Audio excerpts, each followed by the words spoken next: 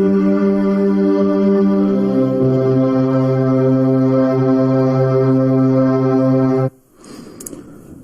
morning, wonderful people, great Biafrans, wherever you are on the face of this very planet, this very morning. I say welcome to another exciting edition of our question and answer session, where every question you may have, every doubt you may have, beclouding your sense of judgment, any issues, any concerns are dealt with live to the hearing of the entirety of humanity. I welcome each and every one of you. I say good morning, good afternoon, good evening, and good night to some of you. Unfortunately, we are not able to bring you that we will be live to take all your questions and all your concerns, that we may become slightly more enlightened, more educated as to what we are doing, where we are heading to, and why we do things the way we do it. I welcome you, and as I do so, I will most fervently encourage and why we do welcome other people as well. I welcome you, and as I do so, I will most fervently encourage you to welcome other people as well, because this very broadcast is going out to the whole world in over 160 countries and territories.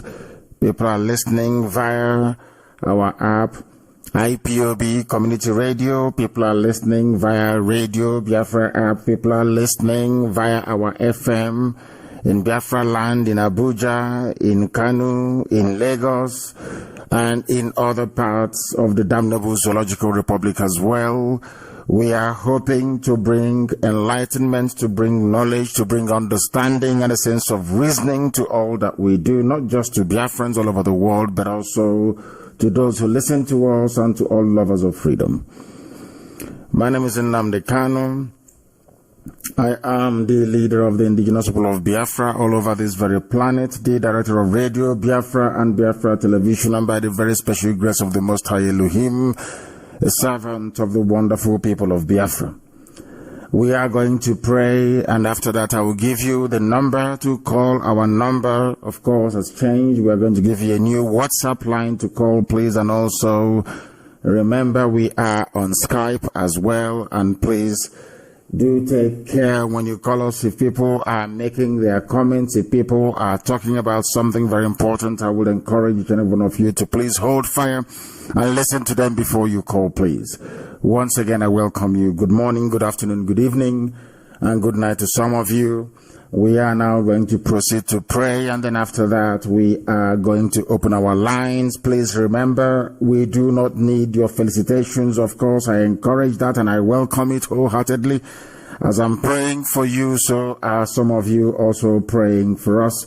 But what I would like you to do this morning is, when it is your turn to speak, please go straight to the point. Ask those difficult, very, very difficult and awkward questions.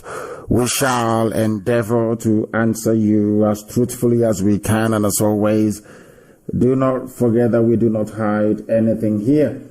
We are live and we are direct.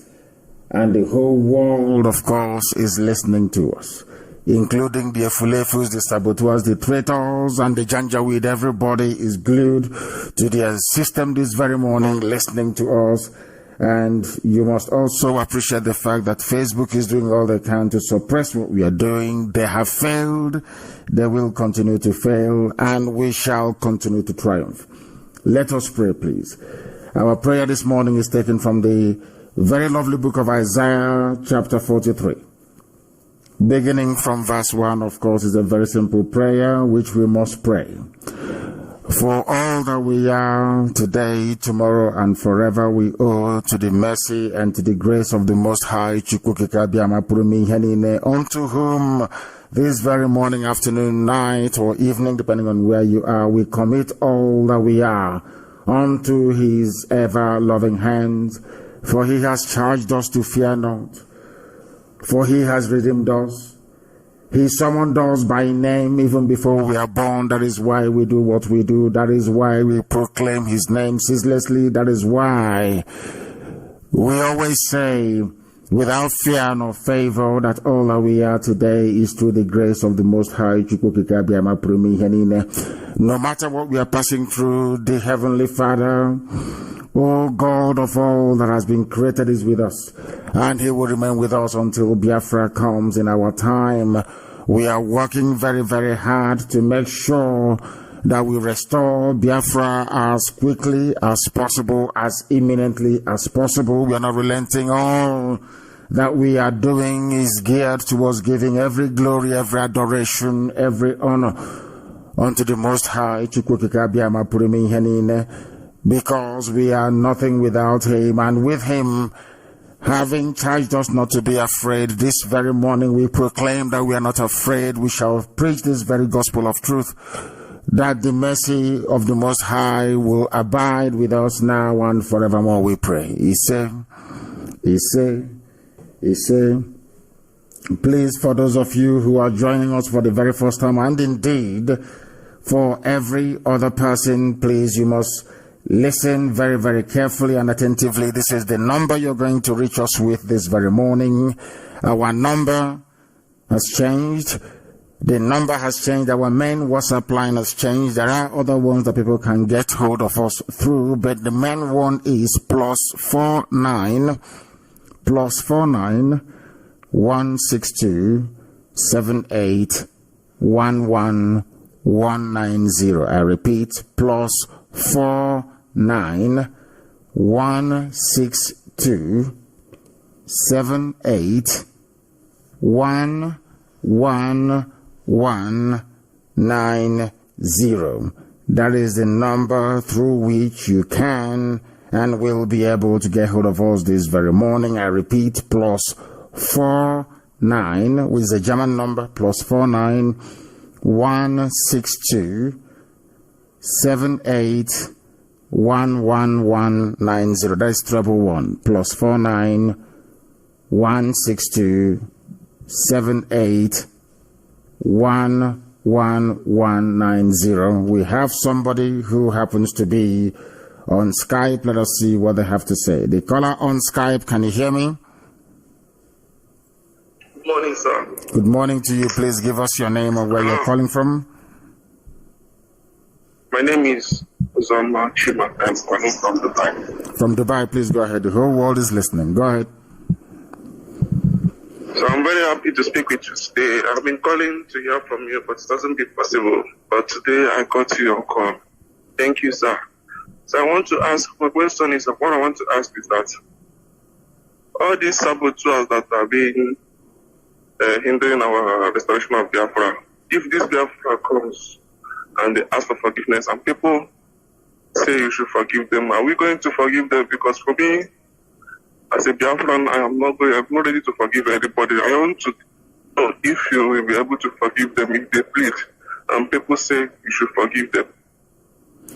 That will be left up to the people. As for me, I have no forgiveness in my dictionary when it comes to saboteurs. We are not going to forgive them because they know what they are doing. But I am of the opinion that most of them will return back to the Sahel, to the Janjaweed territory, to Arewa land, where they belong, because that is where most of their fathers come from. Most of them will go back to that very place, that I can assure you. But if it is to do with what we are doing, to be part of it, then believe you me, they can never ever be allowed to remain in Biafra land. It is not possible because they are conscious of what they are doing and they are doing it deliberately. And let me also correct one misleading impression. They are not stopping us. They are incapable of stopping us. They do not exist. If you go to Biafra land today, you will see that they are nowhere to be found.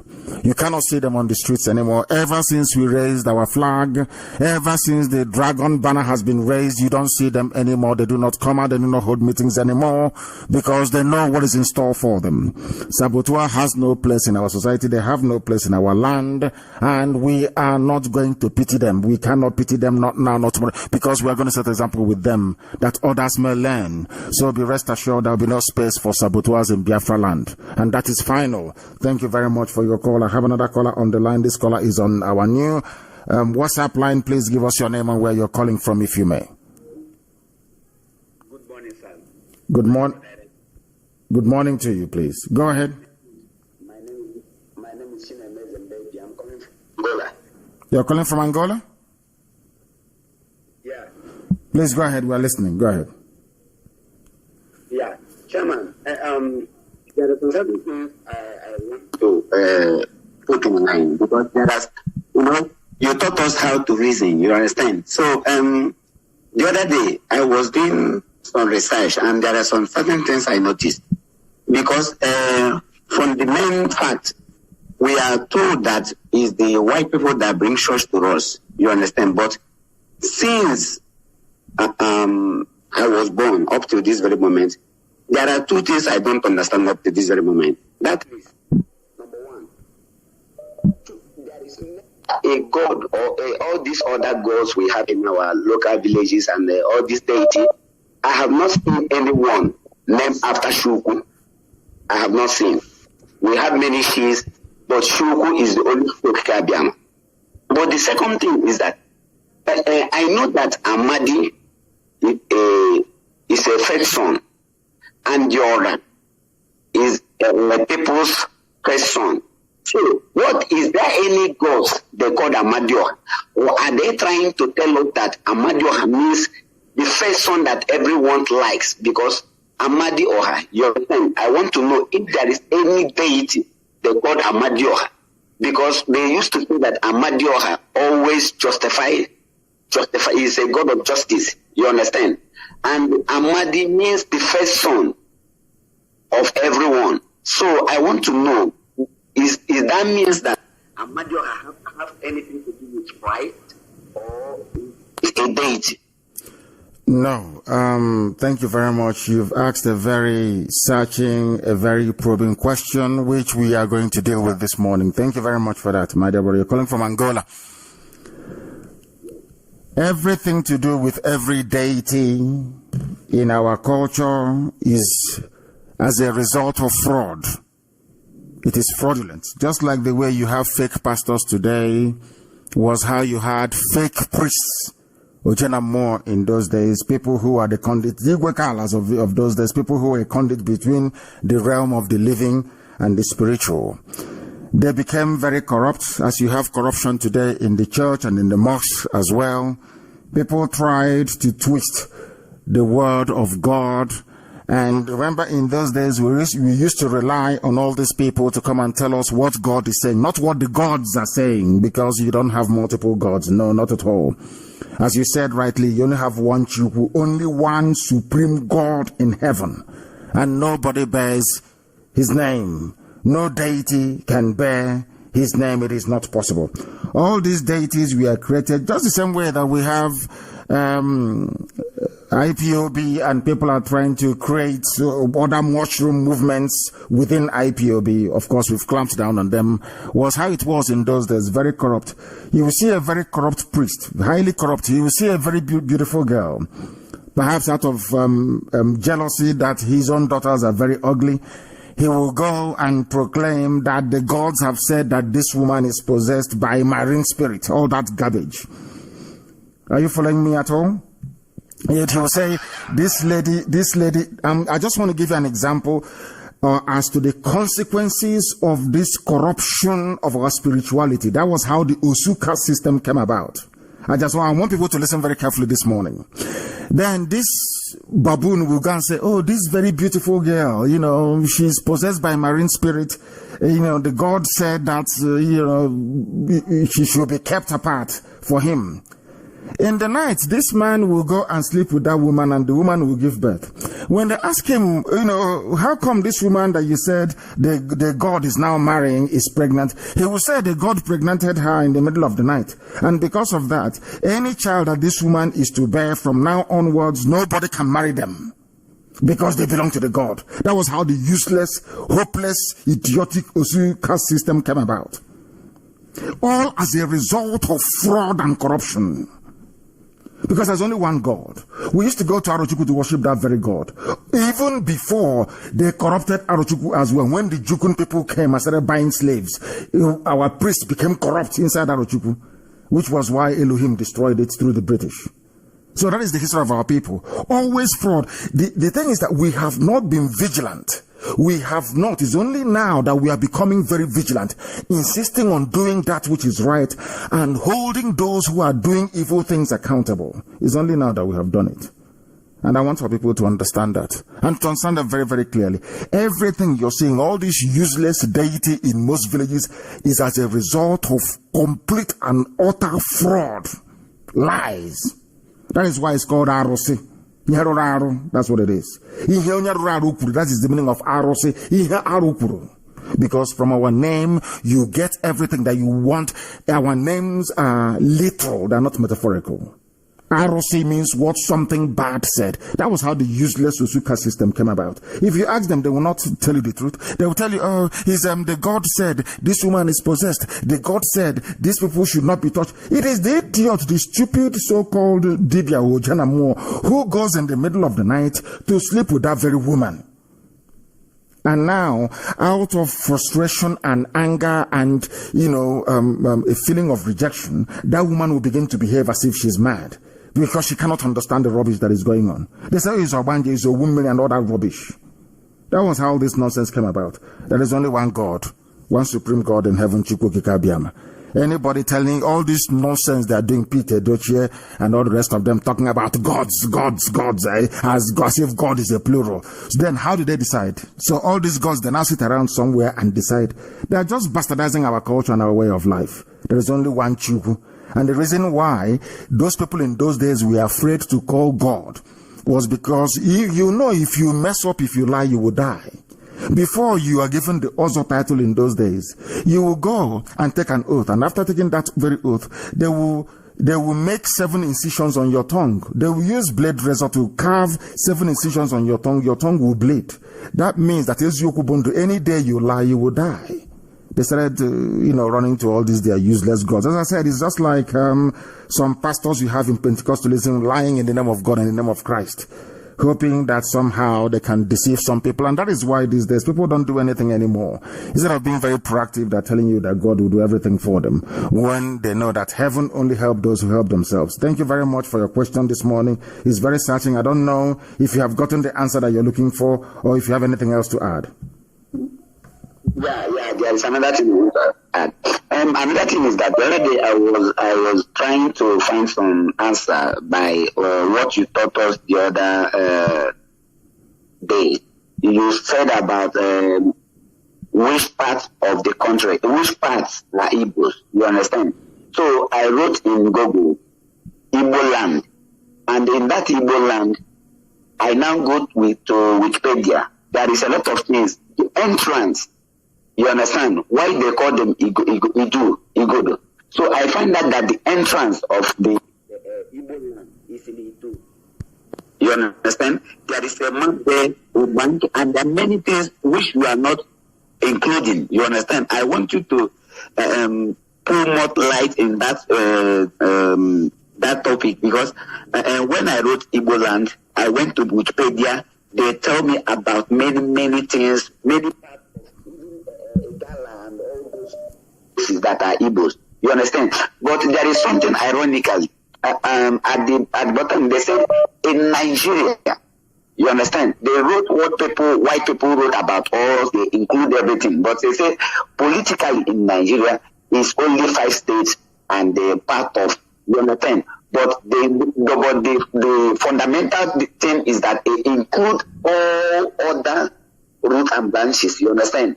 But when they want to write politically in Nigeria, which means I found out that Nigeria wanted to twist off. You understand? So when I wrote that search, Igbo land, and I went to Wikipedia, there is a lot of things I find out there. Yes, I will. Yeah, I understand, my dear brother, and thank you very much for that, and keep listening. The fact of the matter is that I have been doing a lot of research around the Igodomigo as well, and indeed it is the key. It is the entrance, because the Igodomigo quite simply means the key that unlocks the key. That's what it is. And they do as well. Let me tell people something they don't understand about what Britain did to us. Britain perfected the system of divide and rule when they came to our land, because they first amongst others, recognized what we represented. Britain knew the spiritual dimension of our people. Britain was afraid of the spiritual depth of Biafra and what Biafra portends for Africa in terms of human development, advancement, and progress. So they proceeded to stifle it. And one of the best ways to conquer a people is to divide them. That is the easiest thing that anybody can do to you. Once they divide you, then you become fair game. You can be conquered very easily. So they proceeded to try to divide us. They proceeded to try to carve us away, because if you go to England, the English people is a mongrel race, of course. There is nobody called English. You had the Celtic people, so to speak, which are the Welsh and the Scottish people. And then the English came as a result of the conquest of England by Norman the Conqueror, who came from France. So England, as you have it today, are made up of the Angles, who are from Denmark and Norway, and also the Anglo and the Saxons, of course, who are from Germany. That is something that people don't quite understand. So they know about divide and rule. When they came to our land, the only way to try to diminish us is to diminish our numbers and then our landmass. First, diminish your number and your landmass. We have established time and time again on this program that language alone is not the only determinant as to who a people are in terms of homogeneity. Now, given that that is the case, rather than looking for what I call the underlying attributes as to what holds us together as a people, the British went about exacerbating that differentiates us from one another, especially language. They know that the crown, the Benin kingdom that you have today, came from Yoruba land. They know it is alien, it is foreign. They understand that very well. So what they now did is to now give them what I call a disproportionate sphere of influence all the way to River Niger. To say that all these areas come under the influence of the Oba of Benin. They even tried to get into Onitsha as well, forgetting the fact that people existed before the Obaship of Benin was enthroned, and that all that land is Igbo land, all of it. I wrote something on my page. Something was published during our last broadcast on Wednesday.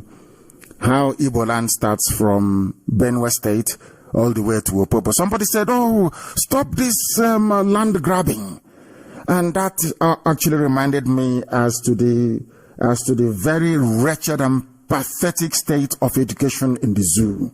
I said Igbo land is written very clearly. There are 3 Igbo-speaking local government areas in Benue State, part of the so-called North. Part of the so-called North. My anger is not that we are being divided, we are being balkanized, we are being reduced every day in terms of our numbers and in terms of our territory. It is what the likes of Ohaneze has failed to do over the years. They call themselves intellectuals, most of them, but they don't love our people. They have not done anything to show any sense of, should I say, urgency in terms of addressing some of the very terrible things that Nigeria and Britain before them has done to our people. That is why you have somebody openly talking rubbish about how Igbo land is only 5 states. It's of the 5 states of the Southeast. And they keep perpetuating this nonsense over and over and over and over again. They know where Isoko people comes from. They know where Urobo people comes from. They know all these things. Go to Uroboland and say the names, they answer. Go to Isoko and say the names, they answer. Hear it for yourself. Look at their language and their culture. Look at the way their women dress and everything. You will know that all of these people are from one source, one single source. But we've allowed ourselves to be divided. When you go to an Ijaw man, he'll be talking rubbish, or a Ijaw woman talking absolute piffle, absolute garbage. And when you ask them, where are you from? They say, we come from, I think we come, one is saying they come from, is it Burkina Faso, is it Liberia? That's how foolish we are. So, all those years that Britain spent, and after them, Fulani Janjaweed spent dividing our people actually bought into it. And we bought into it because of our innate nature to self-hate. That's what we do very, very well. We do it very, very well. And these are the things that we are trying to reverse. And I'm glad to say that we have succeeded, or we are succeeding in reversing some of this nonsense. Thank you very much. Your call has been very, very amazing and illuminating. Igbo land starts from Igodo Migodo. I said Igbo land, Igbo IGP, or Igbo land starts from Igodo Migodo. Because it's the key that opens the key. Any day, that is why I have regard for our people, our sisters and our brothers who are from Igodo Migodo, who were insistent. Even me, initially I said, no, they cannot be part of us, until I went and started researching, because I learn every day. The same way that I teach is how I learn every day. Every blessed day I study, I read. Every blessed day I want to learn more, because only a fool will stop learning. Every day you learn. You may hold a position which, after a while, you come to realize is no longer valid, and then you jettison it and embrace the new one. When they kept convincing me and giving me facts and evidence, proof, Asian land, everywhere you have in Edo, that it is actually part and parcel of Igbo land, I had to agree to it, because the evidence are very clear. They are very glaring. Is anybody disputing the fact that or the throne, the Benin throne, came from Yoruba land? Is anybody disputing that? Nobody. Now they came from somewhere into Igodo Migodo, into Idu land. Who were the people in Idu land before they came? Just like somebody telling me Mongo Park founded River Niger, as if we're a bunch of idiots. How about the people that live in Obaru? How about those who live at the banks of the river before even the white man was created? So these are some of the nonsensical ideas that we need to jettison and embrace the truth. And the truth is that Igbo land is far more bigger than they give it credit for. And the reason why they keep shrinking us every blessed day, now they have confined us to only 5 states, is because they want to divide and rule us, and they have succeeded. And their agents in Ohaneze and the so-called governors that you have are the ones actually perpetuating this very, should I say, injustice, so to speak. Thank you very much for that. Thank you very, very much. People are calling from all over the place. I have a caller who happens to be on the line. Give us your name and where you are. The caller on our new WhatsApp line. Your name and where you are, please. Can you hear me? Chukwebuka. Chukwebuka, you're calling from around this work. Please go ahead. Chukwebuka, go ahead. Mazi, nothing much. You're breaking. There is nothing that made by man that has no expiring date. Of course. Nigeria is created by man, and the expiring date is near. So that's the only thing I want to contribute. Thank you very much for that. Thank you very, very much for. Let's take this call again. The caller on the line, can you hear me, please? Hello, yes, please. Your name and where you're calling from? Good morning to you. My name is Echezana Chukwu Omodo. I'm from Umoji, Demlin North Local Government, Biafra land. I am in India. In India. Thank you very much. Please go ahead. My pleasure to speak with you today. Have been a long time. I'm trying to reach you. Sir, I am very, very happy to. I'm congratulating you. Good work you're doing for our people. I thank you personally for myself as an eye-opener to me. I'm very, very happy in India here. We are still trying our best to make sure that our gospel is propagated. Sir, my question is this, sir. These people and these our governors that are still blindfolding people all around in the name to be secure them, to be under Nigeria. Now, what will be the penalty to them?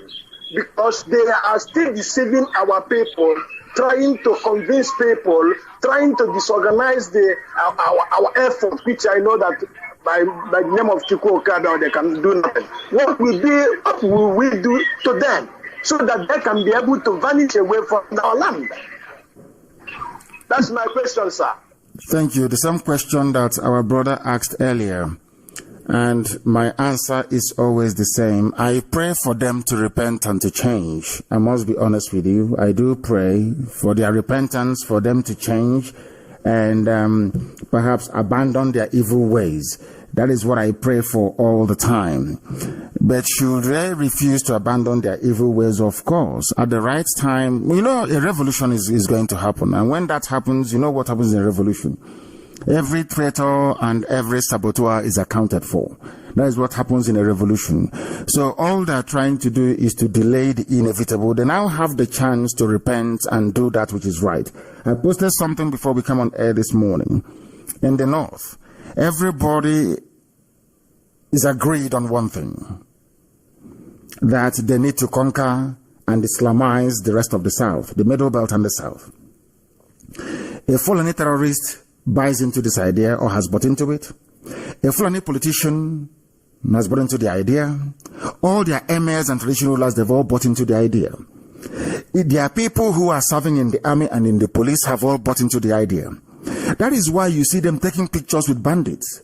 Even Ohaneze alluded to it a few days ago after many months of us highlighting this very fact.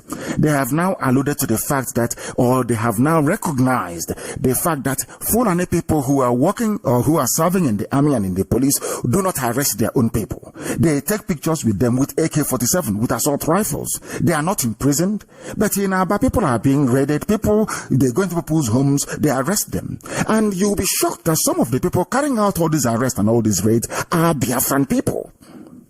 So, since the Fulanis are organized in terms of wanting to make sure they take over our land, to kill us off, to rape our mothers and abduct our daughters, we should also come together as a people to resist them. And coming together as a people to resist them doesn't just mean only IPOB. It means everybody else. It means Biafran people, even Middle Belt people who are serving in the army. It means the DPP. It means the Chief Justice of Abia State, here, of all the states we have in Biafra land. For them to understand, they should say to themselves, how come you want me to prosecute our people, to jail them, when in your own land you are busy romancing bandits, you are busy giving scholarships to terrorists, you are busy building schools and colleges for them? Isn't that how intellectuals are supposed to reason? So that goes to the point you're trying to raise, my dear brother, and that was the point that was made earlier. Our people need to be reasonable and sensible. The people you're persecuting, the IPOB that you're against, the people that you're inviting Python dance, telling Buratai come and kill, the same Buratai you invited before to come and kill your people is now telling you he's going to declare state of emergency, and now you're saying no to it. But you are the cause of it. Had Ohaneze and governors not gone to Buratai in 2017 to say, bring your Python dance, come and kill our people, Buratai will not have the temerity or the guts to rise up to say, I will declare state of emergency. Can he say such rubbish about Yoruba land, Ududuwa land? No, of course he cannot say it, because Ududuwa elders cannot be as foolish as Ohaneze was to go and invite a foreigner to come and kill their people. They don't understand the consequences of what they are doing. All these things they are doing, it has consequences. That is something we want these people to understand. That is something we want them to appreciate. And the sooner they understand it, the better for everybody. Thank you very much, my dear brother, for calling. Thank you very, very much.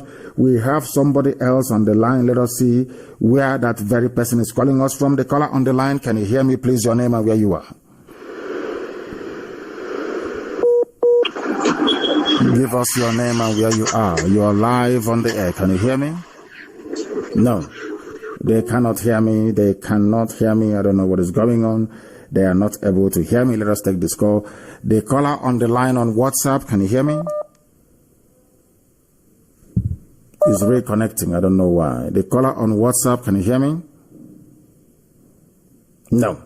They cannot hear me, which is quite bizarre because normally these things, they flow very smoothly, but I don't know why they are not able to hear me. So hopefully they should be able to reconnect us. We have people who are on the line. This person happens to be on Skype. The caller on Skype, can you hear me? Yes, Ahmadika, I can hear you. Thank you very much. Please, your name and where you're calling from, if you may. My name is Ken. I'm calling from Katy, Texas. What is your proper name, please? I don't understand what Ken means. What is your proper name, please? Uchenna Elemnaya. Is Uchenna not better than Ken, in your opinion? It's better, sir. Of course. Uchenna means the will of God in heaven. And that is, can you tell me the meaning of Ken? Do you know the meaning of Ken? No, sir. Okay, but that is your name. You don't know the meaning of it. Anyway, Ken means a Nordic prince. That is the meaning of it. It's Kenneth. It means a Nordic prince. But Uchenna is far more better. The will of Almighty God in heaven. That is why we are the chosen race. Please go ahead. The world is listening. Yeah, I have two questions for you, sir. The first one is, in the case of what is going on, if you happen to generate to full-time hostilities, just like they did during the Arab Spring, the Arab nations, some of them had to throw a blanket on the internet so that the information of what was happening couldn't get out to the outside world. Now, what if Nigerian government decided to do that on the entire Biafra land? I mean, throw a blanket over the internet. Which other means are we going to use to get information out to the world of what is happening? That in the case that this degenerates into a full-time conflict. That's my number one question. Then the second question I have is, whenever I talk to my friends about Biafra, they always reference South Sudan, in the way they went into conflict after they got independence. But they never mentioned that South Sudan happened to be a growing economy, the fastest growing economy in Africa. Now my question is, in the event that Biafra comes, what measures do we have to ensure that, factions do not rise up to start fighting for the resources of Biafra that will now lead to conflict, just like South Sudan? Basically to prevent South Sudan's situation when Biafra comes. Those are my two questions, sir. Thank you very much. On the first question, the way we're going to get our information out to the world is that we have Radio Biafra, we have Biafra Television. Are you aware of that? It doesn't rely on the internet to do anything. If they shut down the internet, we have that. I'm not going to tell you how we do it, but we have means and ways to get our news to the whole world. And we'll keep broadcasting as well, and Biafrans everywhere will be able to hear us. It doesn't depend on anything to do with the zoo. It is via satellite. Only if they're going to go and shoot down or take down every orbiting satellite within Africa. If they cannot do that, which they cannot do, then our information is going to come out. That is number one. And then number two, people talk about this, it's very lazy, useless people who do not understand history. These are poor students of history. Where are you, if I may ask? You are in America, is that correct? I'm in America, yes, sir. Which is the greatest country in the world right now? America, of course. Did America fight a war or not within themselves or not? They did. They fought a civil war. They even fought the British. They fought, After fighting the British, they even fought themselves. Did that stop America from becoming, did that stop the USA from becoming the greatest country in the whole world right now? No, sir, I did not. Is what is happening in Sudan, according to what you said earlier, which is of course is correct. Can you tell me who has the fastest growing economy in Africa? South Sudan. Is there any family you can go to in the world right now where there is nobody quarreling another person? No. Even in your family, are you telling me that everything is very peaceful? Even husband and wife, they quarrel, don't they? They do. The people killing people in the bandits, the terrorists killing fellow Fulani people in Katsina, where are they from? They are from Katsina. That is my case. Thank you very much, my dear brother. You've asked a very intelligent question, and I believe we have answered it very, very intelligently as well. Thank you very much, and try and become part of the IPOB family, and God bless you too. May Chukwu bless you immensely. I have a caller on the line. I don't know if this caller is capable of hearing me on Skype. Can you hear me? The caller on the phone, can you hear me? I can hear you. Please, good morning to you. Your name and where you're calling from? My name is Mazi Nnamdi. I'm from Enugu State. And where are you calling from? But I'm calling precisely in South Africa. From South Africa. From South Africa. Please go ahead. We are listening. Please go ahead. First of all, I want to greet all my brothers and sisters, IPOB family. Also with you, Mazi. You have tried a lot to us. I started following you as of 2012 to that. So I believe that I have captured one or two things ever since all this war. Thank you. But all I have to say right now is that when you come to all this in life, imagine even Jesus Christ have a Judas. So out of 12, there is a Judas. Then we calculate how many people living in this planet. So you bring out each 12 one. Each 12 you bring one saboteur. So you find out that we have millions of them. So our people have to understand that we have a lot of saboteurs. So but we don't allow the saboteurs to discourage you, unless you don't know what you want. Like somebody like me, I always go to what I want, and I believe that I know what I want, honestly. So I really appreciate, at least for the first time, to get you. Last time you picked up my call, maybe network will eventually cut it off, but as well, I really appreciate your good work, and I believe that Chukwu Okobiama will continue to bless you and bless every IPOB family. Yes, sir. In the name of Yehoshua. Ise, thank you very much for your beautiful, beautiful prayers. Thank you very much for that. I have another caller on Skype. Can you hear me? Your name and where you are, please. Good morning, Adika. Good morning to you. I have two questions and one encouragement. Go ahead. My name is Mecha Slaughter from UK. Number one question is, our brother Yoruba, or brothers Yoruba that are evangelizing, saw their list of the people that they said belongs to them. The Ishekiri is one of them. Mm-hmm. And Ishekiri, I believe, is our own. Yes. So how come they are claiming them? They are not. They are entitled to lay claim anywhere, but do not forget that eventually, or in the end, the Ishekiri people will go to the ballot, they will go to the polls, and they will decide where they wish to belong to. Don't forget that. Anybody can make any claim of anything, but during the debate, during the campaign, for the place beside that will determine where Ishekiri will belong to, then all the evidence we have at our disposal will be ventilated for the world to see and to hear.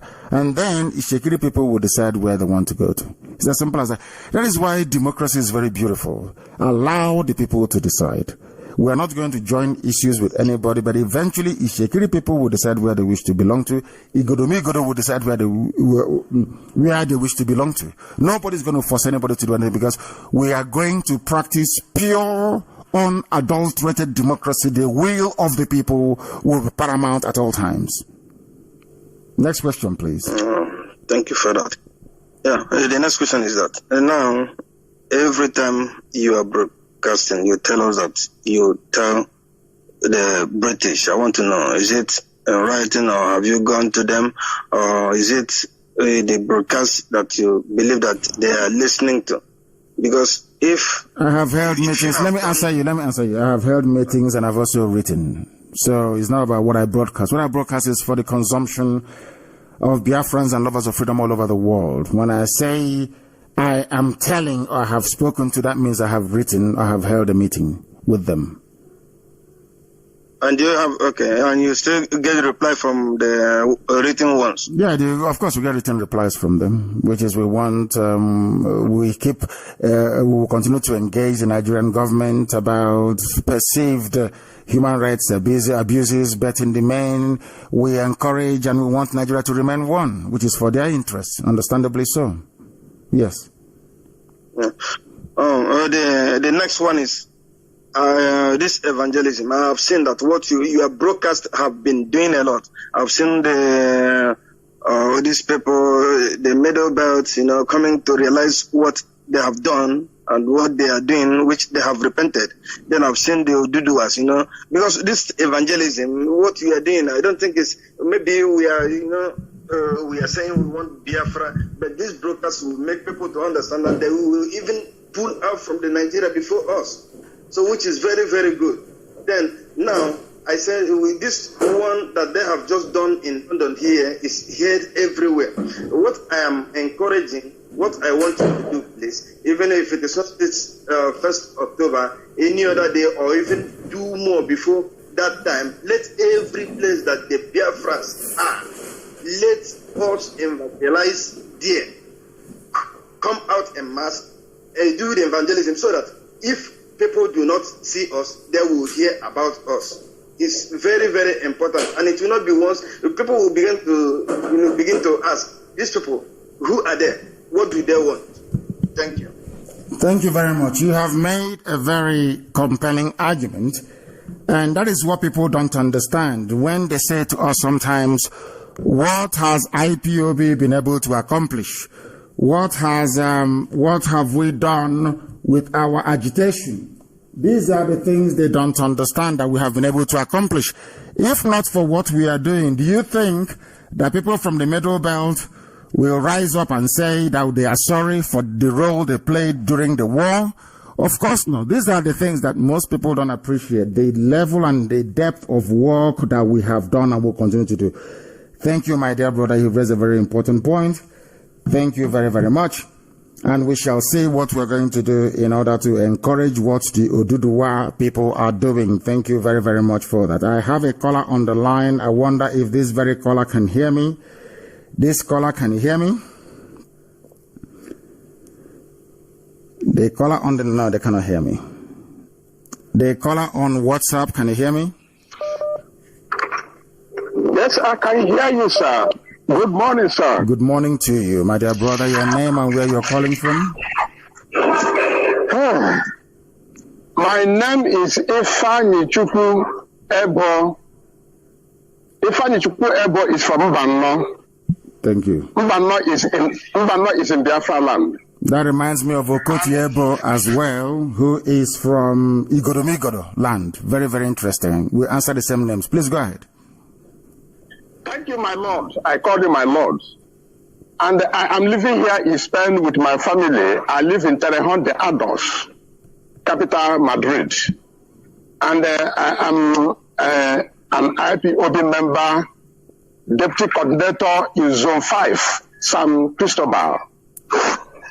So, my lord, let me ask you one question. I have 5 questions to ask you, but let me go straight to the first one. We all know that from the fruit of your lips, I said all the whole world, not only Biafra, not Africa as a continent, but the whole world know that fruit of your lips, people enjoy good things. Thank you. Enjoy good things. But the unfaithful have an appetite for violence, which is not from us. My first question now is, what are we going to do about the tunnel our enemies are building at Loba Uku? That is number 1 question. Should I go to the number 2, or you ask this one first? Or let me answer this first. We have responded to Miet Yala, and we have told them, made it very clear to them in no uncertain terms that we would not allow any illegal presence of Fulani terrorists in our land. That includes Lop Anta or Lop Ugu. Very, very clear. We are making it abundantly. Let me tell you also something that people don't know.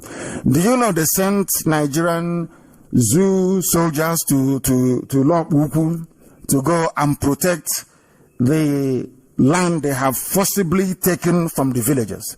Some of you have seen our mothers protesting in and around that very area. Everybody has seen it. But as I said, is when you have a compromised leadership on the ground, as you have with your governors and also your Hanese, this is the type of nonsense you get. They sent Fulani soldiers to come and guard Fulani land grabbers in Imo State and in Abia State. Very, very sad indeed. Of course, we are not going to put up with that rubbish. As I've said before, they should go to the townships and rent houses the same way we do when we go to the north. Or they can buy land in the township and build. There is something unique about us as a people that most of the world are envious about. We are the only people that we come from village, but we live in the town. We are the only people. If you ask somebody now in England, oh, where are you from? I'm from London. We're in London. Oh, I'm from Hackney. Where were you born in Hackney? They'll say, oh, St. Philip's Road. Who comes from St. Philip's Road? We don't come from St. Philip's Road. I come from Isiama Faruku. These are the things that our people don't even know what we have. We have township where we can live and work and do all of that. But we have our village where we come from. During Christmas, during celebration, during New Year Festival, we go back to our villages where we come from. That where our umbilical cord is buried. That now, let's say you live in a street in a town somewhere, and you live on the 17th floor of a condominium of a block of flats. Backyard is concrete. Outside is tarmac. Is main road. And you gave birth to a child in that block. Where are you going to bury the umbilical cord of that very child? We send it to our village where we come from. That is who we are. And most of our people don't understand this. If you allow Fulani Janjaweed to come and take over our forest, if you allow them to come and desecrate our land, what you're trying to say in essence is that this very land that we hold very dear, this very land that our ancestors, through the grace of the Almighty God in heaven, gave us directive, gave us divine revelation as to how we're going to live with our land, that all that history for thousands of years we're going to destroy it overnight.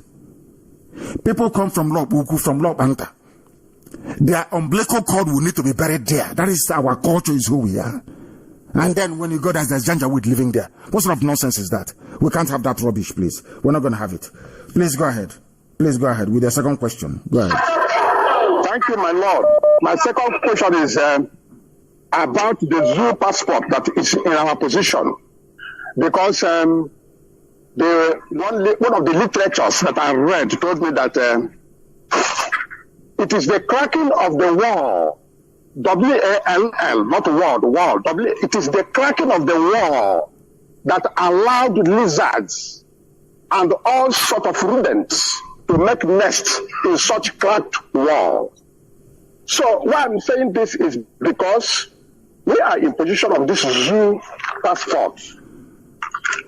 How do we do? Can you use that your power which God has blessed you with and discuss with the authorities in diaspora so that they can give us a temporary document and for us to release this zoo passport and get it done? In case of any infringement, if we want to use document to solve our problem, that temporary can be able to help us before the real passport from the Biafra will come. That's my second question. God bless you. And bless you too. Thank you very much. Thank you for that. If you find, in some countries, you may find the use of an identity card. The passport of the zoo you're holding doesn't mean anything. It's an identity card. That is what it means. Just an ID card. It doesn't mean anything. When Nnamdi Azikiwe was fighting the British, he had British travel documents. That didn't stop him from fighting British to liberate, of course, the people he thought were his people, but today history has taught us something completely different. Kwame Nkrumah had British travel documents. Patrice Lumumba had the travel documents of Belgium. It didn't stop him from doing what he's doing. Nelson Mandela, of course, had the travel documents of South Africa. Funny enough, that didn't stop him from doing what he's doing, because Nelson Mandela traveled and met our father, who is Nanyam Basulika Amechi. Basulika Amechi housed him, even in our land. So I don't want to, place so much emphasis on this passport thing. You can decide to become stateless. You can decide to become stateless. You can destroy your zoo passport to become stateless. And then the UN where you are will guide you as to what to do. But if you need it to move about to travel, it's just a travel document. It doesn't mean anything. It doesn't mean nothing. It doesn't confer any special citizens or citizenship on you. It's just a mere travel document of convenience that you're using to move about and to stay where you are. Thank you very, very much, my dear brother. I have a caller who happens to be on Skype. Give us your name and where you're calling from, please, if you may.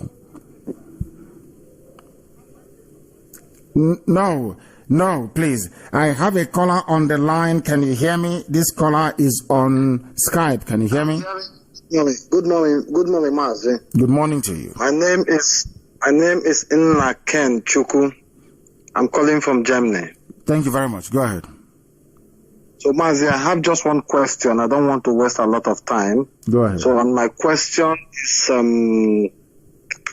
I just want to know for us that are in diaspora, because you have a lot of soldiers that are in diaspora that are just waiting for anything that will happen in the Zoological Republic or Nigeria. So what I'm trying to ask is there anything that have been putting together for us in diaspora on how we can coordinate ourselves if something happens in Nigeria, if it happens today that in Biafra land war breaks out? Because there are a lot of us who are ready already, if anything happens in Biafra land, that we are going back home to fight that very war.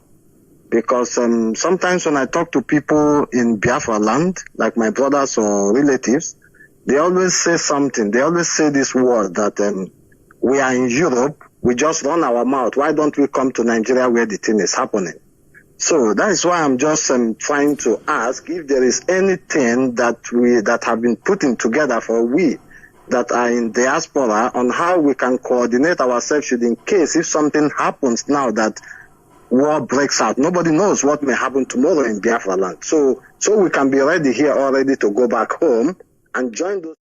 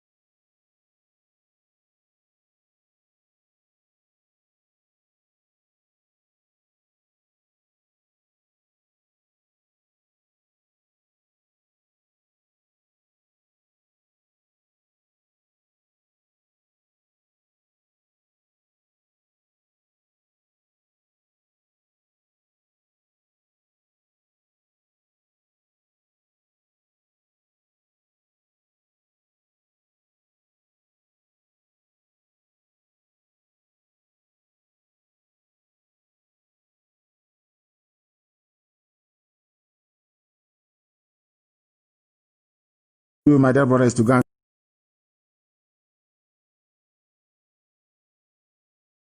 and join the nearest IPOB family. Things are happening there. That is where we tell you what we are doing. That is where you are going to do all you can to support this very effort we are making to restore Biafra. Thank you very, very much for your call. Thank you for that. I have another caller on the line. This caller, can you hear me? Yeah, good morning, sir. I can hear you. Good morning to you. Your name and where you're calling from, please. Yeah, my name is Igwe Emmanuel. I'm calling from France. From France. Thank you very much. Please go ahead. Okay, I have just one question, and I also have one thing to say. My question is, since we know that the Fulanis are coming in our land, with the help of the governors and the politicians, why can't we start taking them, using one of them as an scapegoat, so that the rest of them we learn from one person? So why can't we take one of them off? Why? Because I know once you give the order, maybe anyhow you want to give the order. Once you give the order, we will do something to take one of them out. So why can't you give the order so we will take one out so that the rest we learn? I prefer to do what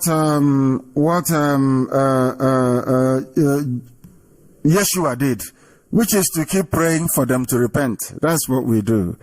But we have raised our banner. I want you to go and study what it means. In the medieval times, what it means to raise the dragon banner. Go and study it very well. And then you will understand what shall become of all these people. Thank you very much for your call. Thank you very, very much for your call. I believe I have another caller who happens to be on Skype. Give us your name and where you're calling from, please. Thank you, sir. Good morning, sir. Good morning to My you. name is Uwa Sophia Obaze. I'm calling from Norway. From Norway. Thank you very much. Yes, sir. Sir, I want to ask you very, very difficult question. You know, good morning, everybody, lovers of freedom all over the world. My name is Uwa Sophia. Of course, many of you know me. Sir, please, you know that tomorrow is Edo election in Edo State. And the name is Igodomigodo, fraudulent call Edo, which is Ado from the Yoruba land. And Oba of Benin said they have already ringed it, of course we know. And you know the meeting Oba of Benin called a week back. He said in case if it happened to be like Jonathan Buhari issue, that Obaseki should say congratulations to Imam Pastor Izeyamu. So, sir, our boys, of course, they will rise up and fight for their right. Of course, I believe that 100% or 98%. So, for example, they ring the election and our boys, because Igodomigodo is the key to Biafra land, 100%. We know they argue that one, and our people are ready. Of course, they are not showing their faith, but they are ready, because through this election, we will get Biafra. I want to ask you, sir, for example, Igodomigodo children, Bodi Esha, Uchi, Agedebude, Okbila, Esako, the Benis, they rise up and said, I want to take my glory. We want to break off this useless country called Zoo Cabo Dioza Republic. Sir, will you help them? Will you back them up? Because all of us, we are fighting for the same thing. You understand? Although many of them are not joined IPOB. They are not in IPOB in that Zoom. So, will you back them up or will you join them? Because the key is Igodomigodo. Sir, sorry to say this. The problem we have in Igodomigodo is not Fulani, it's the Yorubas, the Oduduwa people, because they conquer us. I have the audio and the cassette. They conquer us. They fought war with the Igodomigodo people and they placed their Oba there. So they want to conquer us the second time. We will not let them do it. So our people are very well know that they conquer us. They conquer the Igodomigodo people. So right now we want to take our glory back, sir. If they start and be fighting the Yoruba Janjaweed, the Ilebino Janjaweed, will you support them? That is my question. Thank you, sir. Thank you very much. If I can support the Middle Belt to be free, if I can support Ududuwa to be free, why won't I support my own flesh and my own blood? And before any Ifulefu begins to talk rubbish, go to your village and look for a man who is over 80 years old and ask them what their father said to them or told them about the war of the Idu and Oba, which is Igodomigodo war itself. So it is there in our folklore for people to avail themselves of. I will support our people in Igodomigodo land with everything that I have. And I will also encourage other people as well, not just in Biafra land, but elsewhere, to be free. Because we know the result of the election is Yamu, the Imam, the pastor Imam, is going to be declared the winner. We know that for sure because APC wants to take the state and they will take it. That is what they do. And then in the next couple of weeks, I'm sure they will ask you to go to Ondo to go and vote as well. And in 2023, they will ask you to vote. And all our exercises in futility. We all understand that the only thing we need now is a revolution. We need a change of not just the way we govern ourselves, but the way we reason as well. I thank you very much, my dear sister, for your contribution and continue the hard work you're doing. Igodomigodo is Biafra land and nobody is disputing that at all. If you're in doubt, go and ask an elderly man in your village. Ogu Idunoba.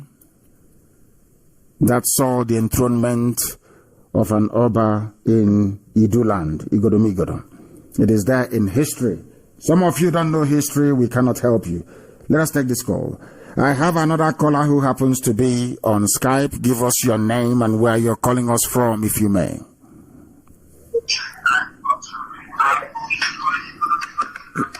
He is taking time. The caller on the line, can you hear me on Skype? The caller on Skype, can you hear me?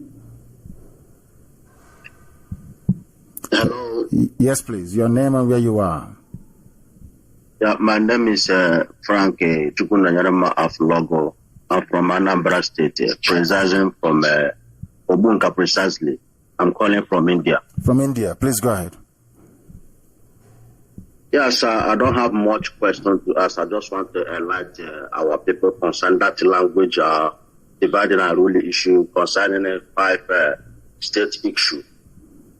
Yes.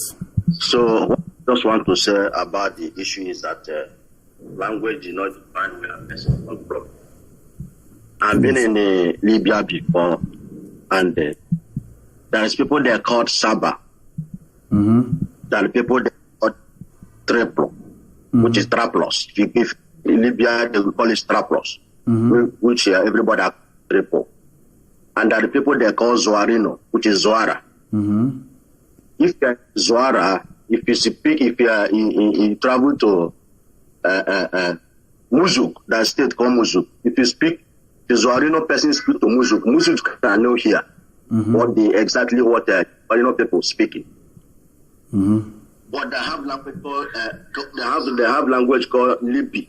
Everybody can speak it. Everybody can hear it. Is it Arabic? Is it same as Arabic? This Libi, is it Arabic? Yes, it's Arabic. It's Arabic language. Okay, go ahead. Everybody can hear it. If a Zoarino person travel to Traplos, if you speak Zoarino inside Traplos person cannot hear it. But when you speak Arabic, which is they use it as a general language, everybody can hear you.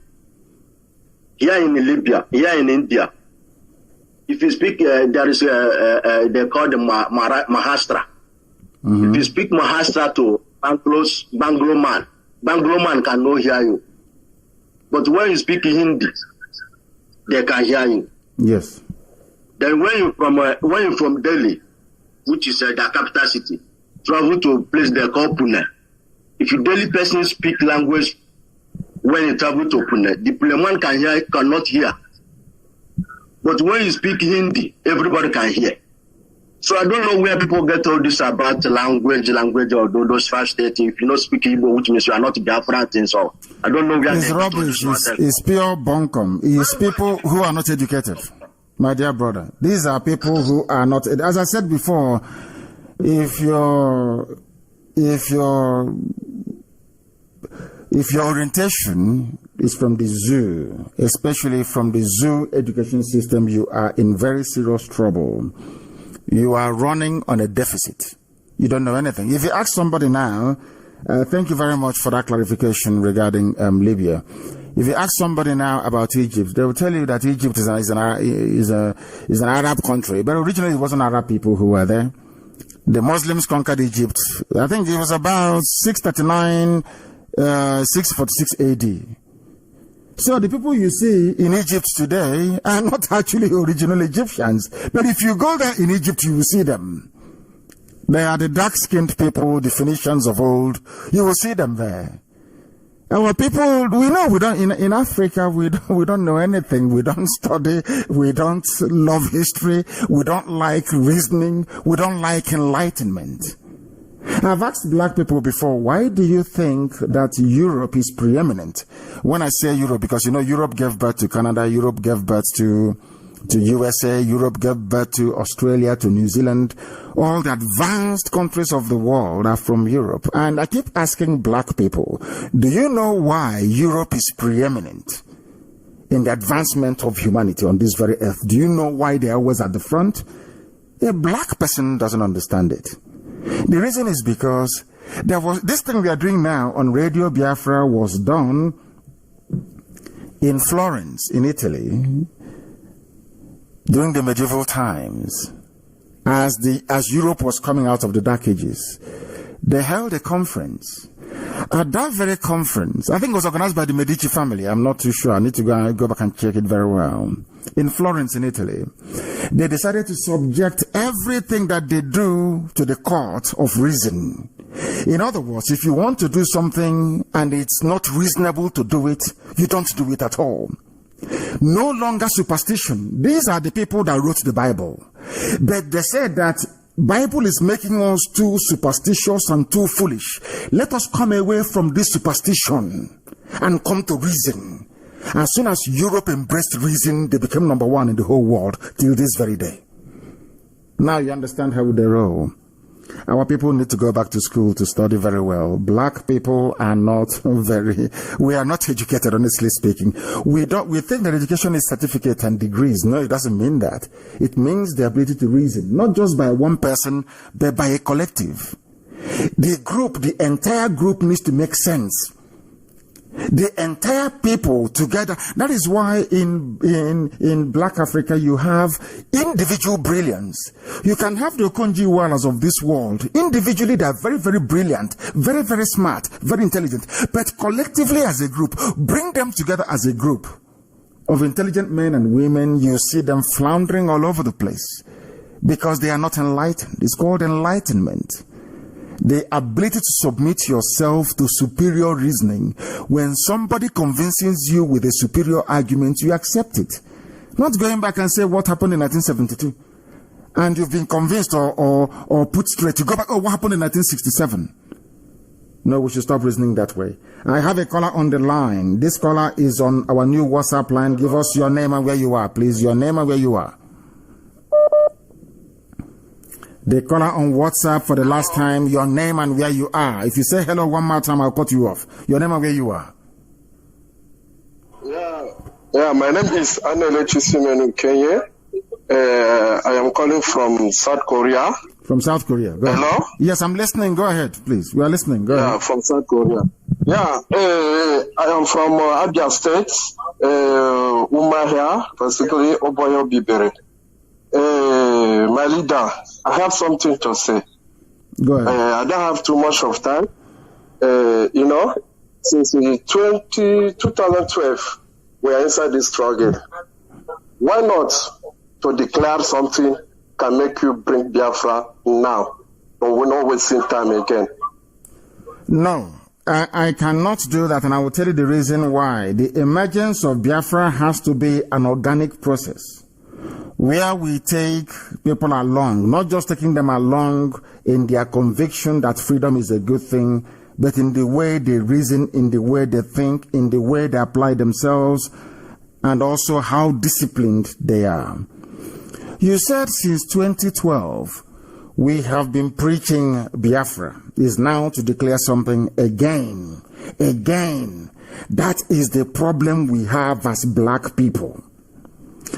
In 2012, we were preaching on this very platform, and very late that very year, IPOB was formed. 2013-14, I taught the world. 2015, I was arrested. I was incarcerated for nearly 2 years.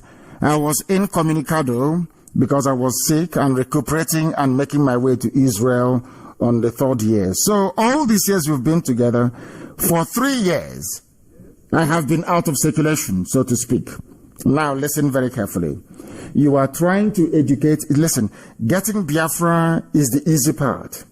Sustaining the model that we have in mind is going to be very difficult. In order for us to make it easy for us and for everybody else, we need to enlighten, we need to educate. Look at all your governors. Look at Ohaneze, for instance. Look at those that reside in Lagos and in Abuja. Look at all the battles we are having to face with the Fulefus and the saboteurs everywhere. Do you think that all this resistance should not be overcome first before we make any declaration? Or do you want us to make a declaration now, and the Fulani colonial masters that you have now, those who are colonizing the Ohanezes of this world and your governors, those who are appointing governors for you, they will make our life hell in our land using these people as proxy. Don't you know that? Sometimes our people, you need to trust us, we know what we are doing. Our march towards freedom is unstoppable. But each step of the way, every step we take, every move we make is for a reason, is for a purpose. And eventually and ultimately Biafra will come. I share your impatience. I want it to be today, tomorrow. But the Sabos cannot be there as we are marching into the land of freedom. It is not possible. And somebody could have said to Elohim in heaven when the Israelites left Egypt, why don't they just take a straight route from the northern land of Goshen all the way, just cut across and jump into Gaza and then into the promised land? Elohim said, no, because you won't appreciate it. I'm going to take you on a detour, on a longer route. And eventually they got in. And eventually they fought their way in. What I want us to be doing right now is to be asking ourselves, what are we going to do to support this very effort that we are all making to restore Biafra? Because Biafra is very imminent. Looking at the zoo, do you think the zoo will survive the next 12 months? Is that what you think? It cannot survive it. They will bribe. You know, when we say these things, they go. All they do is that they go to Ohaneze and they give them money. They go to the governors. They say, don't worry, you'll be the next president. And the governor goes to his village and says to his village, what IPOB is doing is going to deny you your right, because I'm been lined up to be made the president of the zoo, Nigeria. If you allow IPOB in this village, it means that I am no longer going to be the president, and none of you here will be senior special assistant. You're not going to be looting money as the Fulanis have been doing. These things are very, very powerful and very persuasive argument to some people. So these are some of the things we are seeking to overcome. We went to war in '67. There was no global media outreach. This time the narrative is different. We went to war then with nobody being able to tell our story. Now it is different. We went to war being demonized by Britain and by Fulani Janjaweed and by Yorubas and Middle Belt. Of course, that is the truth.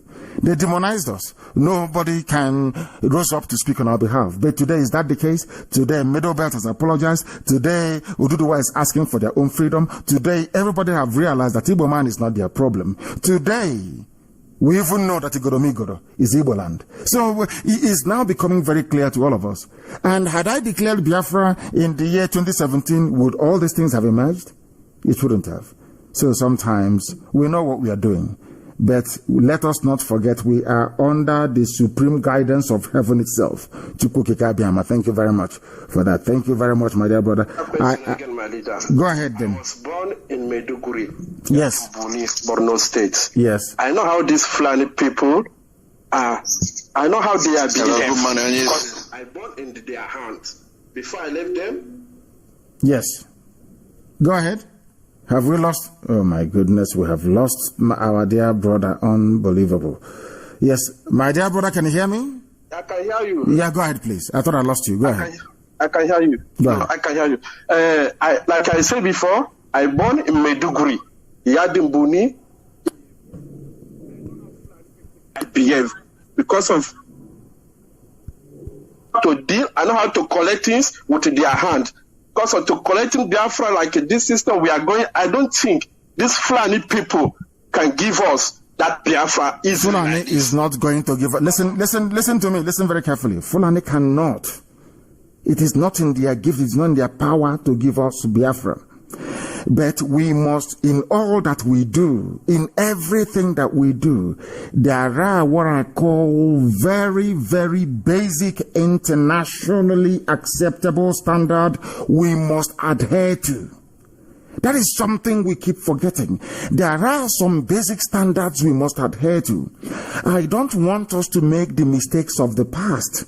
Ojukwu went to Aburi, discussed or negotiated restructuring and came back. The zoo government led by Gowon reneged on it. The subsequent actions of our leader gave room for the world to demonize Biafra, to say we seceded. Do you understand? We know what we are doing. We are not relying. Fulani Nachinama, who are they? Who is Fulani? The enemy is, I wouldn't call them enemy. The person controlling you through Fulani is Britain. You think it's Fulani that is controlling you? It's Britain that is controlling you. and all the forces of neocolonialism. That is the mistake I don't want us to make, please. Who is Fulani? Don't give them credit they don't deserve. Fulani who are not polished, enlightened, educated enough to do anything. All they do is to move cattle from place to place. How can they be holding us? Fulani is not holding us anything. It's Britain that is using Fulani as a smoke screen, as camouflage, to be holding us. Just like the man behind the Buhari mask in Asorok. Thank you very much for that, my dear brother. Thank you very, very much. I have another caller on the line. Another caller on the line on WhatsApp. Give us your name and where you are, please. Their line is fluctuating. It is fluctuating. I will give them a few more seconds. If it doesn't come on, then I will proceed to the very next person, which I have just done. The caller on the line, can you hear me, please? The caller on WhatsApp, can you hear me?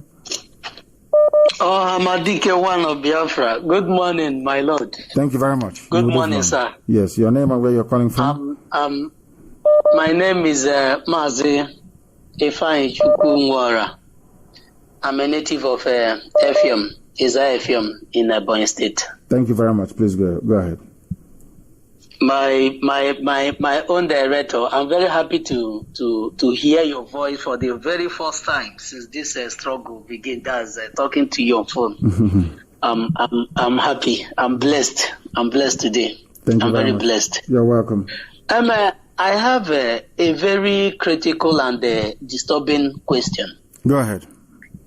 It's not about our struggle, but of what our people is going through in Biafra land. Yes. Does this system, more especially in Anambra State, that's where the thing is mainly domiciled. Yes. I don't think it's so in other states. There's this group of people that are called touts. They give themselves different names, but all of them are Aburo touts. Yes. Are you getting me? These people don't have any significant job that you say that this is what these people are doing, or they are government internal generated revenue agency or something of that nature. They will group themselves and station themselves in different locations, and they are there to intimidate and harass and extort money from our people. They're suffering in this country now.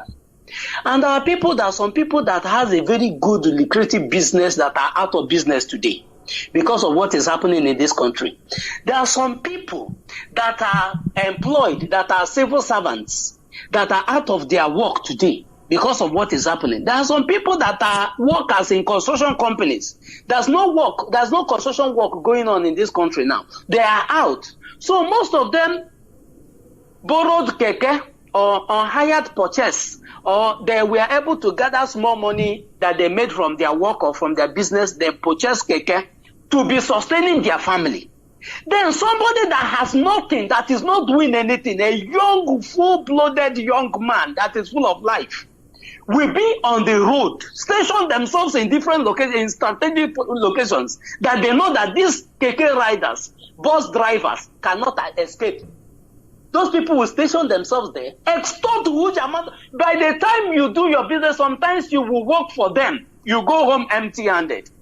And if you insist that you will not give them money, if you dare ask them, what am I giving you this money for? Including people, if you buy something from the market, you carry the thing on your head, you pay. You carry it on wheelbarrow pushers, you pay. So, Hamadik, I want to ask, is there anything you can do for us to dampen, because we can't be suffering from the zoo police and army and all that the federal government imposed on us. Then our own people will also be a torment on our flesh to impoverish us the more. Most of these keke drivers and bus drivers and all of them, many people are even afraid to go out to do a legit business to sustain their family because they are afraid that these people can even kill you if you refuse to give them the money. They will beat you to stupor. So, Hamadika, my question is there anything that can be done, at least to give these people relief? To give these people a relief, these guys need to look for something to do. If it's that keke, they should go and get their own and ride. That thing they are doing is not a job. They are destroying the life of our people. Please, Hamadika, I want to know, is there anything that can be done to relieve us from this mess? Because I know this can be in Biafra land. It won't be. Thank you very much for that, my dear brother. But I wanted to listen very attentively, please, and everyone else around the world, if you've joined us this very morning. Now, listen very carefully, please. Those people you call touts and agberos, and they charge you money in the market when you buy something, they stop the keke and they take your keys and they make your life a misery. Do you think they fell from heaven? You may not know this. They were set up by the same people you voted for or you claim you voted for. They are called men of task force, either from the governor's office or from the local government area. That is why they can do anything they like and they get away with it. It is the culture of politics in the zoo. Some of you have forgotten that the dumbing down of educational standards in the zoo, the shutting down of industries in Biafra land, the deliberate policy of mass immigration from Biafra land in search of greener pastures have reduced us to a bunch of wild animals. That is something you don't seem to understand. The people who are on the streets extorting money from people don't want to do it. But the governor empowered them as task force. Local government chairman empowered them as task force to go and get money for them. The same thing that happens with police checkpoints. There is no difference. If those in uniform can do it and get away with it, why can't ordinary unemployed people? Look at all the industries we had under Dr. Michael Okpara shut down. Look at all the industries that Simon Bakwe built, shut down, destroyed, decimated. Even stockfish that we used to bring into Aba and textile, Obasanjo himself destroyed it with a stroke of the pen. There was a time that we used to import goods and services from Iguacha Seaport, closed down, shut down. People have no jobs to do. So you only have two choices. Do you have them on the roads extorting money, or you have them carry guns and become armed robbers in the night? Which one do you prefer? None of them is good. That is why we are fighting to restore Biafra. And that is why I know if we had all the money in the world, we would have engaged them meaningfully. They don't like what they are doing. They don't like it at all. But they need to survive. The basic human instinct is to try and survive. And that is what they are trying to do. I'm not condoning it. I'm not saying it is good, but we are going to get rid of it. But you must understand what led to it. When Obiano instituted his task force, that is what they are going to do to extort money from people. The various local government chairmen established their own task forces, and that is exactly what they are going to do, extort money from hapless commuters. We need to stop that from happening, and we need to provide alternative. That alternative is going to be provided inside Biafra, not outside it, because anything you do, they will go to Abuja and they will kill it off. Thank you very much, my dear brother, for that very searching question. I have another caller on the line. This caller, can you hear me? You are on WhatsApp. Can you hear me? The caller on WhatsApp, can you hear me? Good morning from here, Mozambique. From Omaka. From Mozambique, province. Mazi, I have two questions to ask this morning. Go ahead. I want to please you to so that you can understand me well, because our leader, there is something that we always borrowing from outside the world. You understand? We are the people that like to copy something and something that happen in other countries. Mazi Nnamdi Kanu, please, I want to ask this question. Number one is my leader, our women in Biafra land. We have a culture to follow it, and we always say that our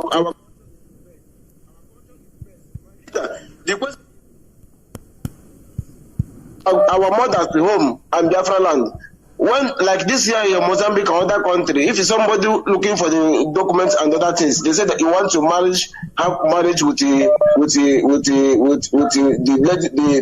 woman from there before you have their own documents. My leader, my question is, if our people get to Biafra now, our women want to marriage, other foreign country want to marriage have marriage with our women, to get paper of Biafra land. If they do divorce, this issue of divorce, are we going to implement in Biafra land? Because there is divorce in other countries. If you have paper, if that person cannot, the marriage cannot go on, he can go and divorce. Because you know that it's not our culture. How are we going to follow this matter? There are two issues you raised. One is, can foreigners marry our daughters to get Biafran papers when Biafra is fully restored? And the answer is yes.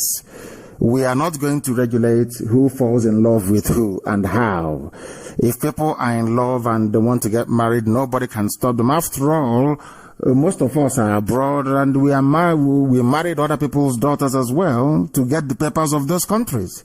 So the same thing is going to happen. We cannot do it outside and expect it not to happen in our land. But what I'm saying is, which is a spin-off from this very question that you asked, and the answer that I'm providing is this. Our women should be the ones actually at the forefront of this very struggle and this very fight to restore Biafra.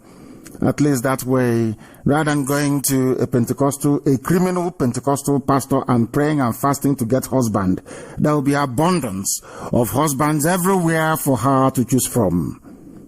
Because we'll be in our land, marrying our own daughters, making things possible, so to speak, the way it was in the past. That's what I have to say about that. And about divorce, if there are some things that the state cannot regulate, and Biafra land is not going to be an interventionist state where the state has to decide what happens in a marital home. We're not going to do that. If people want to get divorced, that's entirely up to them. If they want to stay together, that's entirely up to them. But the states will try to support the family as the very basic unit. We'll do all we can to make sure that help and assistance are provided to families. That is how it's supposed to be. And, at least to help reduce the occurrence of divorce here and there. But apart from that, we are not going to tamper, to regulate, or to intrude upon people's homes. That is not the job of the state. That is the job of the family and the extended family, and we allow them to deal with it. Thank you very, very much for that. Thank you for that. There is another caller on the line. Let me see if we can get that very caller. Let me take this very call. The caller on the line, can you hear me, please? Your name and where you are. I can hear my voice, and as I said earlier, once I hear my voice, that's the end of it. That is the end of it. Let me take this call. The caller on the line, can you hear me, please? The caller on WhatsApp, can you hear me? Your name and where you are, please. My name is Chika Ike. And where are you calling from? I'm calling from London, sir. Thank you very much. Go ahead. The world is listening to you. Go ahead. Madike. You're kind. Madike. You are kind. Madike. Remain blessed. Remain blessed. May the oil upon your head never run dry, sir. Yes, sir. Yes, sir. You have sacrificed a lot for Biafra people. You did. That is what a peer for his people. My question to you this morning is, we have our brothers and sisters who are in Nigeria military and Nigeria police, Air Force, and they want to come out of this Nigeria military. They want to come out of the Air Force. My question is, because of they use this job they are doing for Nigeria, they use it to feed their families. That is their source of income. If they want to come out from the job they are doing for, you think that Biafra can offer them in return for them to give up these jobs they have in Nigeria, please. Thank you, sir. It's a very valid question. Thank you very much, my dear sister, because people are trying to feed their families, so I can understand their concerns, which are quite legitimate. But I will answer your question with a quote from the very famous U.S. President John Kennedy. They should be thinking of what they can do for Biafra, not what Biafra can do for them, because they will benefit. We have all, as you alluded to earlier when you started, we have all sacrificed something for this. If sacrificing your 30,000 naira per month job is what it will take for you to help bring about or usher in the kingdom of heaven on the face of this very earth, I think the price is worth it. As I said earlier, anybody leaving the army or the zoo police and you leave the army or the police to work directly with or for IPOB, then we'll see what we can do to take care of you. That is all. That's all we can do. I mean, to help sustain your family. I'm not saying we're going to match the rates that you're earning presently or currently with the zoo, army, or police, but we'll try and see what we can do. The local family will try and see what they can do to support you. That is what we are going to do, because the Biafra we are fighting for is for everybody. Nobody's having fun in the zoo in Nigeria. Nobody's having fun. Everybody wants to get out. And so do we. That is why we must do all that we can within our powers to ensure that we leave the army and the police to come and become part of this very noble family. Thank you very much, my dear sister. I have another caller on the line on WhatsApp. Give us your name and where you're calling from, please. Your name and where you're calling from, if you may. Can you hear me? My name is... yes. Yes, I can hear you. Go ahead. It's Nnameka Hilo. Nnameka, where are you calling from? I'm calling from Poland. From Poland. Please go ahead. Yes. Go ahead. I've sent it on WhatsApp message because of, I don't know if we consider it sensitive. Okay. That was why I sent on a WhatsApp message. But I don't know if you would want me, if you can go through it and work on it, fine. But if you see, maybe I don't know. I know a lot of people, thousands of people are sending messages and calling. So thousands is not easy. They crashed our old line. It's very important. I had over 8,000 messages. Unbelievable. Thank you very much. Yeah, thank you. I'll go through it. Do you have any question to ask live on air? No, just the contribution, because I think it's sensitive. So that is why. But I think if you can have the time, I'll go through it. I promise you that I will go through it. I will go through the messages. I will go through it. That is a promise. I promise you that. Thank you very much, my dear brother. I will go through your messages, and if there's anything for us to implement, we'll implement it from there. Thank you very much. The caller on the line, can you hear me? Your name and where you are. The caller on Skype, can you hear me? I don't know if you... No. The caller on Skype, can you hear me? The caller on Skype, can you hear me? Hello. Hello, good morning, sir. Good morning to you, my dear brother. Your name and where you're calling from? My name is Ndubisos. I'm calling from Lagos, Nigeria. Thank you very much. Please go ahead. Madike, good morning. May God Almighty bless you, and may God continue to protect all our prayers on your head will be fulfilled in Jesus' name. Madike, God bless you. You have done more than enough that we Igbos, we don't deserve your Hamadike. God will continue to bless you. Hamadike, this morning I come with let me put it in this way, a kind of contribution for the this forthcoming October 1st. Hamadike. Yes. I want us to put more awareness on this, because the life of our children matters a lot, because there are a lot of we're in Nigeria, there are a lot of attacks, a lot of terrorist attacks, as in planned attacks coming up, or a serious one. If you recently, a few days ago, my brother left Lagos to Abuja, and during that week, there are a lot of attacks, as in Fulani bandits attacks. very rampant in Abuja. And now they have pointed many states, even Rivers State, pointed many states that they are going to seriously attack. And no one knows when this attack will take effect. It can happen during the time of maybe any marching of whatever useless independence remembrance or whatever they will do. So I want us to say more on as this issue, create more awareness so that our people will remain at home. We sit at home. Let all the Biafran land be silent. In fact, let everybody just enter house. Cook a soup, cook anything you feel like, eat and enjoy yourself. Let our children never come out to risk at their lives because Nigeria don't deserve one thing from us. We don't deserve to die or lose any single person for Nigeria. Thank you very much. Thank you very much, and well spoken. Thank you very, very much for that.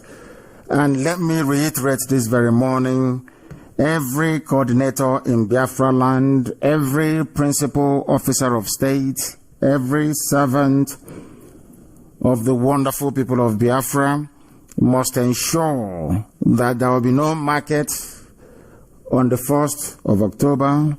Nothing will happen, not even churches. No mosque, nothing whatsoever. There is going to be total silence across the entire land of Biafra because there is nothing to celebrate about the zoo. The zoo have brought death, misery, mayhem, poverty, and impoverishment to our people, and that day our silence will speak for us. It will be so loud that the whole world will not fail but to understand that we are fed up with the zoo. There will be no marching. I am telling parents in Biafra land, do not kit your children or dress them up to come out to march for Fulani Janjaweedism. If you're celebrating 1st of October, you are celebrating Fulani mediocrity. You are celebrating British neo-colonialism. You're celebrating poverty, you're celebrating deprivation, you're celebrating Mietiala terrorism, you're celebrating banditry, and you're celebrating idiocy. And we're not going to have that in Biafra land. So parents, be warned, do not send out your children because there will be terror attacks in Biafra land, planned, orchestrated, and executed by Mietiala terrorists in Biafra land. They are there now in place. Some of them are even in the army and the police as well. Do not risk the lives of your children. Biafra land will be empty and very silent on that very day. Markets will not open. Markets will not open. Nothing will happen on October the 1st. Very, very important. I have a caller on the line. This caller is on WhatsApp. Can you hear me? If you can, your name and where you are, please. The caller on WhatsApp, can you hear me? No. The caller on WhatsApp? I can hear you. Thank you. Your name and where you are, please. Good morning, Madike. Good morning to you. I'm calling from Scotland. From Scotland. Give us your name again. You're calling from Scotland. Give us your name again. Abel, yes. My name is Chukwuemeke. Thank you. Please go ahead. Yeah, I want just to use this opportunity to appreciate you for your work you've been doing. Thank you. You've really opened our eyes. I'm originally from Delta. Yeah. So you've really opened our eyes and our mind of what we've been hearing. So a lot of things that we don't know before, you've really opened our eyes. So I just want to thank you very much. Thank you. Thank you for that. Thank you for your call. Thank you for your call. I have a caller now on WhatsApp. This caller, can you hear me? Sorry, on Skype, rather. On Skype. Can you hear me? The caller on Skype, can you hear me? No, they're not there anymore. The caller on Skype, can you hear me? Hello? Yes, please. Your name and where you are. I can hear you, sir. Yes, your name and where you're calling from. Yeah, my name is Kelechi Oham. I'm calling from Netherlands. From Netherlands. Go ahead, please. Yes, sir. Sir, I don't want to waste most of our time because I know so many people are on the line. There's something I really want to know, and I think some of us will also want to know that about former President Goodluck Jonathan. I don't understand that man. I don't understand because you are not alone. Me too, I don't understand him. You are not alone in misunderstanding him. I don't understand him either. I can understand the first lady, President Jonathan, but I don't understand Goodluck Jonathan. Go ahead. Yeah, because he whose house is on fire cannot chase that, and many things are happening even within his own region. As a former president, he have never said anything. We don't know where he belongs, and I think the way we see saboteurs, I think is the same way we see him too. I wouldn't go that far. I think that he's misguided, as his namesake was, Nnamdi Azikiwe, Dr. Azikiwe was, who happens to be his namesake. They are misguided. All this, they are one Nigeria rubbish, trying to play the good guy, trying to show that they are detribalized, all that junk, all that garbage. Never paid anybody. He never pays. He'll be forgotten, very quickly forgotten. Maybe he'll be remembered as being a very tolerant and a decent human being. Nobody's saying that Jonathan is an evil man. Of course he's not. Jonathan is a very nice, decent, honorable man, but he hasn't got the liver nor the heart to lead the nation. He doesn't have it. He doesn't have what it takes to serve his people. It is some old rubbish. It's just like you will get in one of those Nzuko that you have of Igbo people in Lagos or in Abuja, claiming that, Al-Haji is their friend. They want to build one Nigeria. And when you ask them questions about the same one Nigeria they claim they want to believe in, you see them floundering all over the place. So Jonathan is actually is a very big mistake, to be honest with you. He is not strong enough. We need people who are patriotic, and he's not one of them. But as Sabo, of course, he's not. Honestly, that's what I wanted to clarify, because it's good that we know where he stands, and we know also where to place him, because he's one of us, and if he's in the side of saboteurs, we have to know. If he's not in the side of saboteurs, we also have to know, so that when there's time of reckoning. Jonathan is not a saboteur. He's just misguided. The emergence of Biafra and those who were against Biafra emergency. Of course. We hope that before then they will all change and become useful to these very efforts to free our people from bondage. Thank you very, very much, my dear brother. Thank you very much for that. We have the time now is approximately, I think it's about, say, nearly 10 minutes to the top of the hour, 10 minutes to 9 a.m. in the blessed land of Biafra. There is another caller who happens to be on WhatsApp. Can you hear me? Your name and where you are, please. Good afternoon to you. Good morning to you from here. Your name, please, and where you're calling from. My name is Okebaram Chedoze. I am calling from Greater Noida, India this afternoon. Thank you. Mazi, I would like to thank you for what you have been doing for us and your consistency.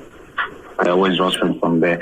Mazi, please permit me to make this announcement to our people, to Biafrans living in India. This announcement is on behalf of IPOB National Coordinator in India, Ms. Mazi Okechukwu Okwi.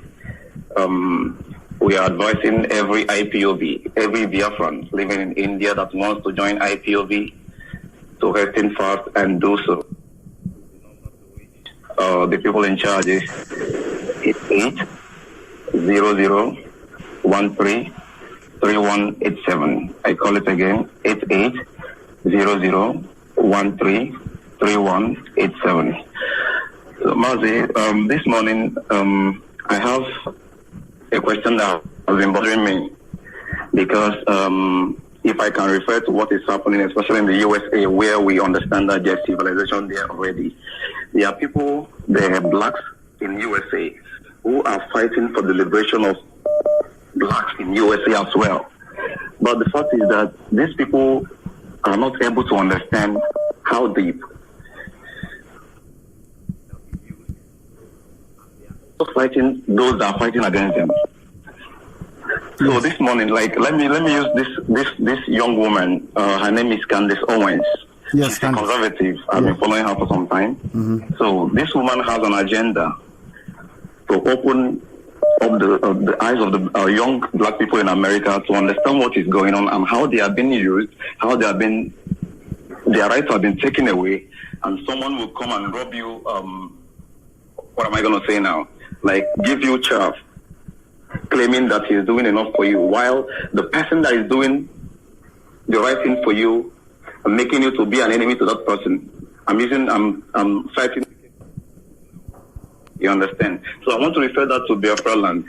Like, this is what I call battle phase 2, because after Biafra is achieved, there are these people amongst us who doesn't understand what Biafra means, who don't care, or they don't process information the way it's supposed to be. Because from my own view, I understand that the reason why you teach us, the reason why you're doing this program, not only to liberate Biafra, but to also to liberate our level of reasoning, to also up our level of reasoning, so that we can reason to some level of standard, so we can have some level of standard in our reasoning. But these people, we have them amongst us. They are our people. We can't chase them away. But these set of people, whenever you look at them, not they are saboteurs. So listen, they don't care to know. All they want is doing their own thing. So I want to ask, do we have anything structurally? If we can have blacks in USA today doing this against people that want to liberate them, do we have any structural form of trying to liberate our people? Because you started this, and we know what you have put in to doing and liberating some of us, which has been little enlightened today. We are still going, yes. Do we have anything in place more to do? Or to yes. Yes. Make sure that our people come out of this bondage of low reasoning and low level of processing information. Thank you. Thank you. I welcome that. Thank you very much. Low reasoning and low level of processing information. Very, very critical. Very, very critical. We need to understand. That is why I speak the way I do. I'm a very big fan of Candace Owens. I am a very big fan of hers. She's a conservative, and so am I as well. I don't massage people's idiocy. I tell you things the way they are. The blacks in America, they're fighting a wrong battle. I say that all the time. They are fighting a wrong battle. What they need to do is to join hands to liberate Africa. By liberating Africa, they need to start with Biafra. Once Biafra is free, they will have some measure of, should I say, respect and class, because then there will be a country in Africa they can reference and say that this is actually a very good story as to how we have come, how far we have come, where we are going, and the fact that we can actually feed ourselves and make meaningful contribution to advancement of humanity and mankind in general. Right now, black people cannot boast of that anywhere in the world. Nobody is being racist even towards Indians, Asians in America.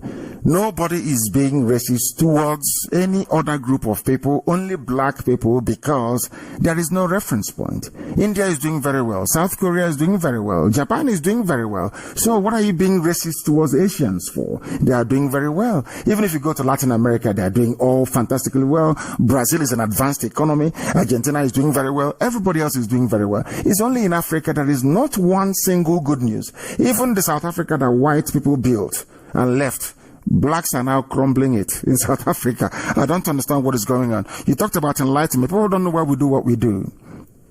There's a secret I'm going to give you this morning, so you understand why we have spent years preaching on this very platform. Biafra comes and becomes an independent nation. Britain can decide to collapse Biafra economically within a matter of years.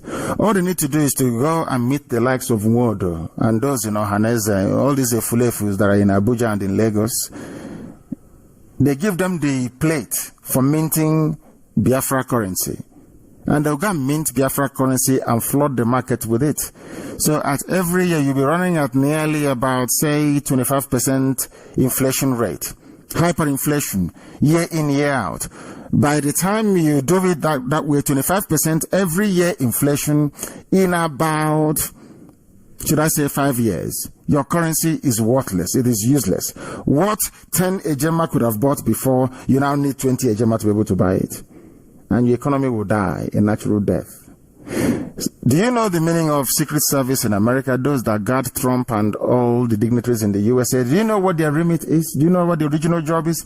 Their job is to find those that counterfeit the currency of the United States of America. That is their main job. Their main job is to stop counterfeiting of US currency. I don't know if you're aware of that. People don't know why Africa have not succeeded. And you don't ask yourself, why is it that you have all these countries in Africa, yet they've not succeeded? And why is it, I take CD, which is the Ghanaian currency, for example. Many years ago, they changed their currency. They changed the notes, they changed the denominations, they changed everything. Then I think about 200 Ghana cedis was exchanging for $1. But today, do you know what it is? It is nearly 500. It's still the same thing. We don't know how to guard ourselves, guard our economy, protect our sovereignty. Because, you see, if you educate your people, if you educate them, they understand that the welfare of everybody is their own welfare as well. Any day a black person can understand that your next door neighbor's children going to school is to your own advantage. Any day you wake up in the morning and you know that the well-being of your uncles and your aunts is also your own well-being, that day you would have advanced. That is why in the Western world, education is compulsory. That is why in the Western world, the state will pay or subsidize your schooling. That is why in the Western world, they invest so much in education.